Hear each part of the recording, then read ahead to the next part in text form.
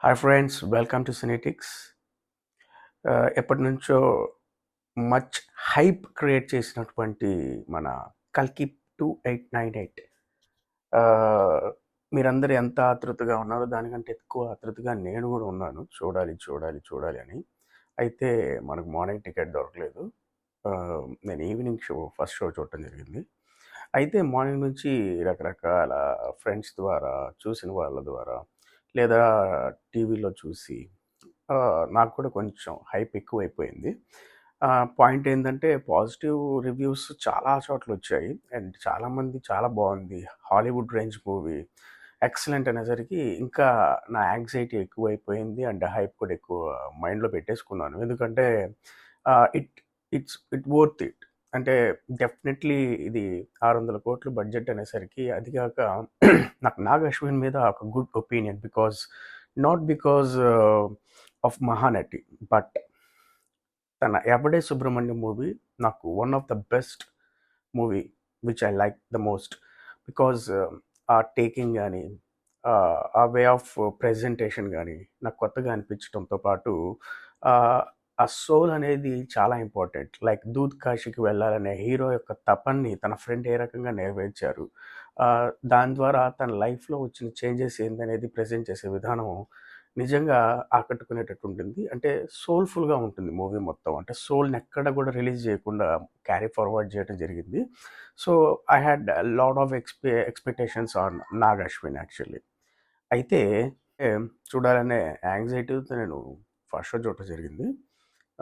Movie first I will go with pros and cons because I didn't expect that these many cons would be there in this movie. ఎందుకంటే ఈ మూవీలో నేను ఒక positive point of వ్యూలోనే వెళ్ళాను. అది కాక morning నుంచి నా ఫ్రెండ్స్ ద్వారా, వేరే వాళ్ళ ద్వారా నేను విన్న దాని ప్రకారం మూవీ చాలా బాగుంటుంది. చాలా మంచిగా రన్ అవుతుంది. Excellent movie. It is going to beat 'Baahubali'. 'Triple R' records కూడా బ్రేక్ అవుతాయి. 'కేజీఎఫ్' రికార్డ్స్ కూడా బ్రేక్ అయిపోతాయి. ఆ రేంజ్‌లో విజువల్ గ్రాఫిక్స్ ఉన్నాయి. ఆ రేంజ్‌లో వర్క్ జరిగింది. ఇవన్నీ వినేసరికి ఎక్కువ హైప్ పెట్టుకొని వెళ్ళిపోయాను నేను.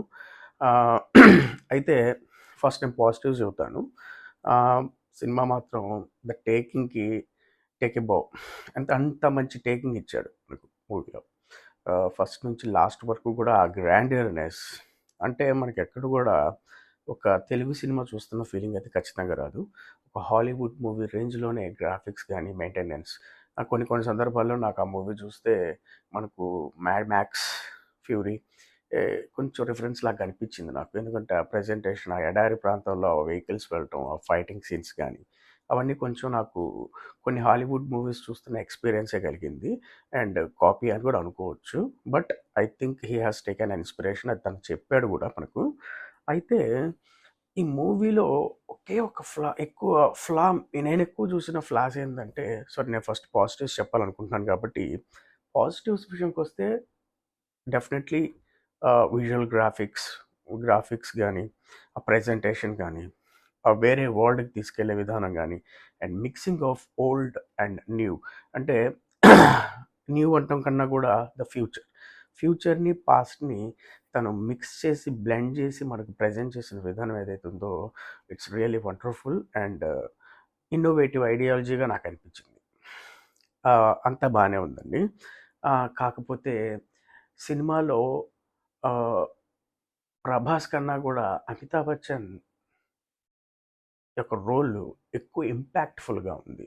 ఒక రీజన్ ఎక్కువగా ఉన్నట్టుంది. అంటే ఆ స్టోరీ మొత్తాన్ని క్యారీ ఫార్వర్డ్ చేసే బాధ్యత 'ప్రభాస్' కన్నా కూడా 'అమితాబ్ బచ్చన్' తీసుకున్నాడేమో అనేది నాకనిపించింది. అలాగే మిగతా యాక్టర్స్ గూడా చాలా బాగా చేశారు. లైక్ 'కమల్ హాసన్' అవ్వచ్చు, 'అమితాబ్ బచ్చన్' గారు అవ్వచ్చు. కొన్ని కొన్ని సపోర్టివ్ క్యారెక్టర్ చేసిన 'శోభన' గారు అవ్వచ్చు. వాళ్ళ యాక్టింగ్ బానే ఉంది. ఆహ్, 'ప్రభాస్' గూడా కొన్ని కొన్ని ఏరియాస్‌లో he has pulled out very well. But నేను అంటే యాస్ ఎన్ ఆడియన్‌గా నేను చెప్తా ఉంటాను.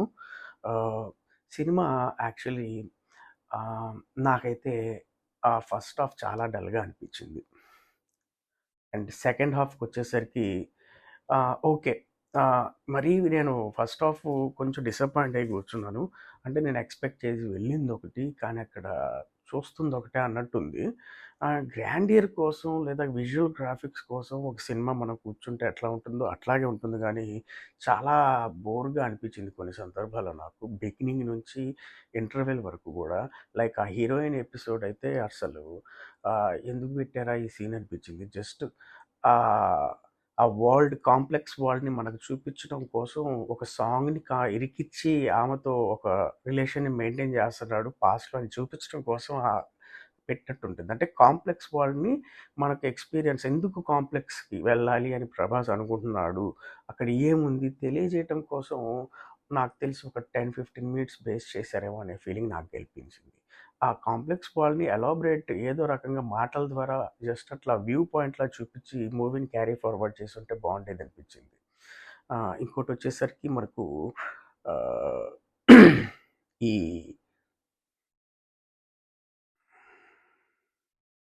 హీరోయిన్ ఎవరైతే ఉందో లైక్ 'దీపికా పడుకునే.'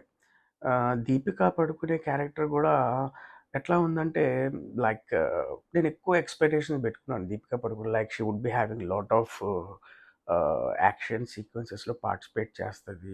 కొంచెం డామినేషన్ అనేది ఉండిద్దండి. But a very normal character like pregnant women ఆ మూవీని క్యారీ ఫార్వర్డ్ చేసుకుంటూ వెళ్ళేటట్టే ఉంటుంది. ఆమెను రక్షించడానికి ఒకళ్ళు, ఆమెని కాంప్లెక్స్ వాళ్ళు తీసుకెళ్ళటానికి ఇంకొకళ్ళు తాపత్రయపడతా ఉన్నట్టుంటుంది.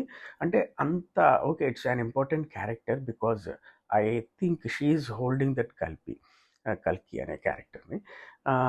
But it's not to that level which I been expecting. ఆ ఒక్క సీన్ అయితే ఉంటుందండి ఇంటర్వెల్ తర్వాత. Like she is coming into the other world from one world. ఆ ఒక్కటి ఆ ట్రాన్సిషన్ ఒక్కటి కొంచెం బాగా అనిపించింది. దానికి తీసేసి పెద్దగా చెప్పుకోవడానికి ఏం లేదు. బాధపడతా ఉంటది, ఏడుస్తా ఉంటది. ఆమెను చూసి మనం ఆహా! ఓకే. ఇప్పుడు ఏమొస్తే ఏడుస్తది కాసేపు. ఓకే. మనం కూర్చోవాలి. ఓకే. వీళ్ళని ఎవరో ఒకళ్ళు వస్తాడు. ఈమె ఏడుస్తుందంటే ఎవరో ఒకళ్ళు వచ్చి రక్షిస్తారు. అనే కాన్సెప్ట్‌లోనే మనం ఇంక కూర్చుంటాం సెకండ్ హాఫ్ మొత్తం కూడా. అలాగే ప్రభాస్ క్యారెక్టర్ వచ్చేసరికి Prabhas I think okay. Cutout పరంగా బావుంది. అంటే మూవీ బిగిన్ అయిన కాడ నుంచి గూడా ఆ ఒక్క క్లైమాక్స్‌లో ఒక, ఒక ట్రాన్సిషన్ సీన్ ఉంటది. ఒక రివీల్ సీన్ ఉంటది. ఆ ఒక్క సీన్ తప్పించి నాకెక్కడ గూడా ప్రభాస్‌ని అంటే నేను చాలా ఎక్స్‌పెక్ట్ చేసుకుంటా కూర్చుంటా ఉన్నాను. ఓకే. ఫస్ట్ ఫైట్ వస్తది. ఆ ఫైట్ సూపర్‌గా ఉంటది. అసలు భయంకరంగా ఉంటదనుకుంటే ఆ ఫైట్ నాకు ఓకే. పెడుతున్నాడు. ఓకే. ఇప్పుడు కొడుతున్నాడనమాట. అంటే మధ్యలో హిందీ సాంగ్ వస్తా ఉంటది. ఏంటి నాకేం అర్థం కావట్ల. అంటే I been expecting something but ఒక పాయింట్ చూపిచ్చి ఇది సూపర్ అని చెప్పి మనల్ని బలవంతంగా ఓకే. ఓకే. ఇది సూపర్, సూపర్ అని చెప్పి మనం చప్పట్లు కొట్టాలేమో అన్న రేంజ్‌లో దాన్ని డిజైన్ చేసుకున్నట్టుంది గానీ, లైక్ ఫైట్ చేస్తా ఉంటే ఎట్లా ఉంటదంటే మనకొక రియల్ టైప్ ఆఫ్ ఫీలింగ్ ఒక హ్యాపీనెస్ ఫుల్ మీల్స్ తిన్న ఫీలింగ్ అయితే రాదు. ఆహ్, కొడతాడు, ఇటు కొడతాడు, వాళ్ళు ఎగురుతా ఉంటారు, మనోడు ఎగురుతా ఉంటాడు, మధ్యలో జోకేస్తా ఉంటాడు. అంటే ఇట్స్ లైక్ నాట్ న్యాచురల్. న్యాచురల్‌గా హ్యాపీగా మనం చూస్తున్న ఫీలింగ్ అయితే నాకట్లా అనిపియలేదు ఫైట్ పరంగా అయితే. దాని తర్వాత ఓకే. ఈ సీన్ తీసేద్దాంలే ఏమైంది ఇంత పెద్ద ఖర్చు చేశాడు. తర్వాత నుంచి కొంచెం మనోడిని లేపుతారు. మనోడిని బాగా ఇది చేస్తారు, అది చేస్తారు అనుకుని నేను చూస్తా ఉంటే అసలు నాకు ఒక పాయింట్ కాకపోతే ఇంకో పాయింట్‌లైనా అంటే కొన్ని సందర్భాల్లో ఏమనిపించిదంటే ఓకే. ఇంక బోర్. అంటే బ్రహ్మానందం కనిపించినప్పుడైనా, వేరే క్యారెక్టర్స్ కనిపించినప్పుడైనా, తను ట్రావెల్ చేసేటప్పుడు ఇక మీదటి నుంచి హైప్ ఎళ్ళిద్ది. ఇక మీద నుంచి లేచిద్దనుకున్న టైం కల్లా అది స్లో డౌన్‌గా ఉండడమే జరుగుతుంది. అంటే ఆడియన్స్ కూడా కూర్చున్న వాళ్ళందరూ కూడా మెల్లమెల్లగా ఓకే. ఇప్పుడు కాసేపు త్వరగా ఈ సీన్ అయిపోతే ఇంకోటి మంచి సీన్ వచ్చిద్దేమో. ఓకే. ఈ సీన్ అయిపోతే ఇంకో మంచి సీన్ వచ్చిద్దేమో. ఓకే. ఈ సీన్ కొంచెం అడ్జస్ట్ చేసుకొని కూర్చుందాం. నెక్స్ట్ హైలైట్ సీన్ వచ్చిద్దేమో అంటూ మన మూవీలో బిగినింగ్ నుంచి కూడా లాస్ట్ వరకు కూడా ప్రతి సీన్ కోసం ఒక సీన్ ఓకే. దీనికంటే మంచి సీన్ ఇంకోటి వచ్చిద్దేమో ఇది సరిపోవట్లేదు అనే ఫీలింగ్‌లోనే మనం కూర్చుంటాం మూవీలో. అంటే నా పరంగా నాకట్లా అనిపించింది. So, this is what the actual thing happened in the theatre. నేననే కాదు నాతో ఉన్న చాలామంది కూడా అట్లాగే ఉన్నారు.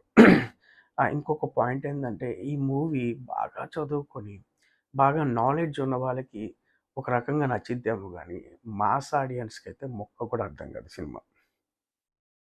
అస్సలు అర్థం కాదు.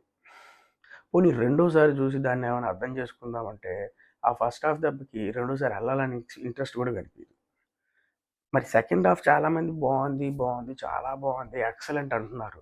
సెకండ్ హాఫ్‌లో ఆ గ్రాఫిక్స్, ఆ ఎలిమెంట్స్, ఆ వరల్డ్ బిల్డింగ్ ఇవి వరకు చాలా బాగా తీశాడు. There is no doubt at all. But first half lacks పాయింట్స్‌తో వెళ్ళిపోతా ఉంటది. సెకండ్ హాఫ్ వచ్చేసరికి రెండే 2 పాయింట్స్‌తో సినిమా అయిపోయిద్ది. ఒకటొచ్చేసి అమితాబ్ బచ్చన్ అండ్ ప్రభాస్ ఫైట్. చాలా పెద్ద సీన్ లాగా అనిపించింది. అంటే ఆ ఒక్క సీన్ కోసమే ఒక ఆ ఒక్క ఫైట్ కోసం ఒక సీన్ మొత్తం దాదాపు ఒక 30 మినిట్స్ తీశారా అన్నట్టుంటది. దాని తర్వాత వచ్చేసరికి లాస్ట్ క్లైమాక్స్ ఫైట్ వచ్చింది. అంటే రివీలేషన్ ఆఫ్ క్యారెక్టర్స్‌ని సంబంధించి ఒకటి. అంటే ఈ 2 పాయింట్స్‌తోనే సెకండ్ హాఫ్ వెళ్ళిపోతది. ఫస్ట్ హాఫ్ వచ్చేసరికి చాలా లాగ్‌గా సీన్స్ ల్యాగ్ సీన్స్ లాగా వస్తా ఉంటాయి అనుకుంటే, సెకండ్ హాఫ్ వచ్చేసరికి 2 పాయింట్స్, 2 ఇంపార్టెంట్ సీన్స్‌తో ఎక్కువ డ్యూరేషన్ తీసి వెంటనే ఫినిష్ చేశారా అన్నట్టుంది. అంటే ఫస్ట్ హాఫ్ కన్నా సెకండ్ హాఫ్ త్వరగా అయిపోయిన ఫీలింగ్ వస్తది. ఫస్ట్ హాఫ్ చాలా సేపు ఉన్న ఫీలింగ్ వస్తది. ఎందుకంటే 2, 3 సందర్భాల్లో నాకైతే ఇంకా ఇంటర్వెల్ రాలేదేందా అనిపించింది ఫస్ట్ హాఫ్‌లో. అంటే ఇంకా ఏంది ఇంతసేపు ఉందేంది సినిమా? ఇదే ఎంతసేపు ఉంటే సెకండ్ హాఫ్ ఇంకెంతసేపు ఉండిద్దో అనిపించింది.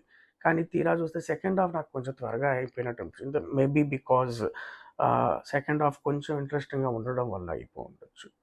So, this is my experience in the theatre. ఫైనల్‌గా నాకు అనిపించింది ఏందంటే 'Nag Ashwin' did a very good wonderful job. Ah, ఆ ఇచ్చిన బడ్జెట్ కంటే ఎక్కువ మనకు చూపించడానికి చాలా స్కోప్ ఉన్నటువంటి మూవీ ఇది. అలాగే చేశాడు కూడా. But he just missed out his important path in the direction and that is the soul, the presentation, the story. Story పరంగా సింపుల్‌గా అనిపిస్తది మనకు మూవీ చూస్తే. But that story has lot of impact and he could have used the emotions in another level. ఒక Amitabh Bachchan character తప్పించి మిగతా ఏ క్యారెక్టర్‌లో గూడా మనకు ఆ సోల్‌ని క్యారీ ఫార్వర్డ్ జేయాలి. ఆ స్టోరీకి డెప్త్‌ని కలగజేయాలనే ఫీలింగు అంతగా ఏం అనిపించదు మనకు. ఆ లాస్ట్ ప్రీ క్లైమాక్స్‌కి ముందు రివీల్ అయ్యే క్యారెక్టర్స్ యొక్క ట్రాన్సిషన్స్ తప్ప ఆ మూవీలో ఎక్కువ మనకు ఇంట్రెస్టింగ్ పాయింట్స్, యాస్పెక్ట్స్ అన్నీ యాడ్ చేసి సినిమాని ఓ రేంజ్‌కి తీసుకెళ్ళే పాయింట్స్ అయితే నాకైతే కనిపించలేదు. ఆహ్, ఆహ్, ఇట్స్ నాకెట్లా అనిపించింది సెకండ్ టైమ్ నాకింక చూడలేమేమో అనిపించింది. అటువంటి సినిమా 'కల్కి 2898'. ఇంకా బాగా ప్రభాస్‌ని యూజ్ చేసుకొని ఉండాల్సిందే అనిపించింది. ఎందుకంటే చాలా సీన్స్‌లో నాకు ప్రభాస్ ఆహ్, ఏదో నిద్రపోయి లేచినట్టు ఆ ఫేస్ మొత్తం కొంచెం ఉబ్బిపోయినట్టు ఫేస్ వరకు ఆర్టిఫిషియల్‌గా లాగా అనిపించింది నాకు. దాంతో పాటు ఆ హెయిర్ స్టైల్ ఎందుకు అట్లా యూజ్ చేశారో అర్థం కావట్లే. అంటే మిగతా క్యారెక్టర్స్ ఏవి కూడా అట్లా లేవు. అవి నార్మల్ హెయిర్ స్టైల్స్‌తోనే ఉన్నారు చాలామంది. సో, ప్రభాస్‌కి ఒక నార్మల్ హెయిర్ స్టైల్ టైప్ పెడితే బావుంటది. అదేదో విగ్ తెచ్చి మనం పెట్టినట్టు, ఒక క్యారెక్టర్‌ని మనం జస్ట్ అట్లా అడాప్ట్ చేసుకుందాం అన్నట్టు పెట్టారే గానీ, ఇట్స్ నాట్ లుకింగ్ రియల్. అంటే ప్రభాస్ హెయిర్ స్టైల్ అవ్వచ్చు, ప్రభాస్ లుక్ అవ్వచ్చు, ప్రభాస్ ఫేస్ అవ్వచ్చు. ఎందుకో నాకు 'సాహో' దగ్గర నుంచి కూడా చాలా డల్‌గా, ప్రభాస్ ఇంక నేను చేయటం మొత్తం అయిపోయింది. ఇంక నేను అలిసిపోయాను. నాకు ఏజ్ దగ్గర పడుతుంది. నేను అన్నట్టే ఉంటుంది గానీ, there is no that beauty which we always see in Prabhas. 'బాహుబలిలో' తీసుకోండి, 'ఛత్రపతిలో' తీసుకోండి. ఓకే. 'ఛత్రపతి', 'డార్లింగ్' అవి లాంగ్ ఎప్పుడో తీసిన సినిమాలు అయ్యుండొచ్చు. కొంచెం చాలా సంవత్సరాల క్రితం తీసిన సినిమాలవ్వచ్చు. బట్ 'బాహుబలిలో' చూడండి తన ఫేస్‌లో ఒక గ్లో ఉంటుంది. ఇక్కడ ఎట్లా ఉంటుందంటే 'సాహో' దగ్గర నుంచి ప్రభాస్ ఫేస్‌లో ఎందుకో ఒక రకమైనటువంటి ఆ సోల్ మిస్ అయితున్నట్టు అనిపిస్తుంది. జస్ట్ కళ్ళు కూడా బాగా కష్టపడి నిద్రపోయి లేచినట్టు ఎందుకు అట్లా ఉబ్బిపోయినట్లు అట్లా అనిపిస్తా ఉంటుంది నాకు. ఆహ్, ఇ so, I request all other directors please take care of Prabhas face, looks, expressions, hair style. It's not that hairstyle and it's not that type of face I want to see in Prabhas. అది మీరు కొంచెం focus చేసుకోవాలి మిగతా directors కూడా. Besides this there are some important characters and guest appearance వస్తూ ఉంటాయి మనకు. Second హాఫ్లో వచ్చేసరికి అన్నా బెన్ మలయాళం యాక్ట్రెస్, తను కూడా కనపడుతుంది. తన క్యారెక్టర్ వరకు చాలా బాగుంది. మిగతా సింపుల్గా అట్లా వచ్చి అట్లా వెళ్ళిపోతూ ఉంటాయి. Like there are many important characters like Rajamouli, Ram Gopal Varma and Dulquer Salmaan and ఇంకొక ఇంపార్టెంట్ క్యారెక్టర్లో మనకు విజయ్ దేవరకొండ కూడా కనపడతాడు. బట్ ఇట్స్ జస్ట్ మనకు 1 minute అండ్ 30 seconds 1 minute అన్నట్టు ఒక ట్రాన్సిషన్ లాగా వచ్చి వెళ్ళిపోతూ ఉంటుంది. సో అది తప్పించి that is nothing more to enjoy the movie అనేది నాకు అనిపించింది. బట్ విజువల్స్ పరంగా గ్రాండియర్నెస్ని మెయింటైన్ చేసే విధానంలో అవ్వచ్చు, ఆ సినిమాని ప్రజెంట్ చేసే విధానంలో అవ్వచ్చు, it's a top notch movie.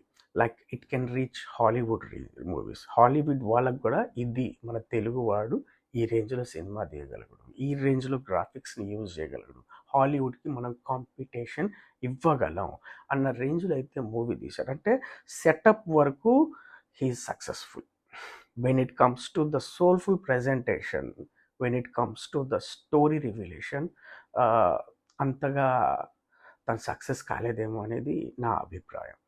మీరు బాహుబలి తీసుకుంటే బాహుబలి 2 సార్లు 3 సార్లు 4 సార్లు చూసినా చూడాలనిపించింది. ఎందుకంటే దాంట్లో మనకు ఆ రకమైనటువంటి వ్యూవింగ్ ఎక్స్పీరియన్స్ ఉంటుంది. అట్ ద సేమ్ టైం ప్రతి క్యారెక్టర్లో ఒక స్టోరీని ముందుకు తీసుకెళ్ళాలి అన్నటువంటి ఆ తపన దాగుంటుంది.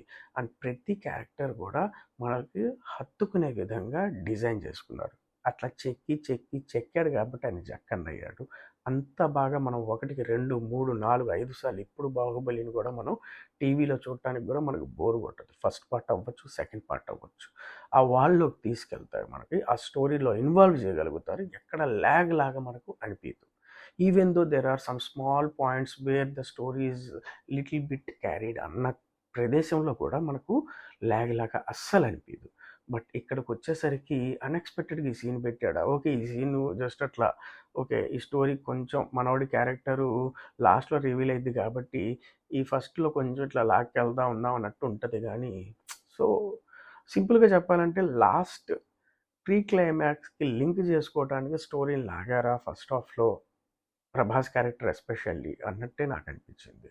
So this is what Nag Ashwin is missing.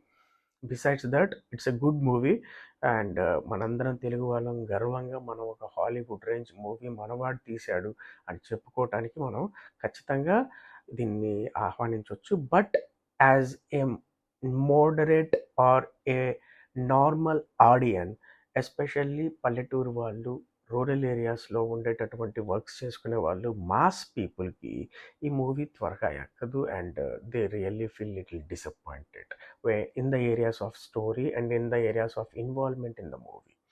But grandiousnessలో చూడటానికైతే it's an excellent movie and we have to appreciate Nag Ashwin for that. So that's it guys. Stay tuned to our channel and please do subscribe, like and share. Thank you.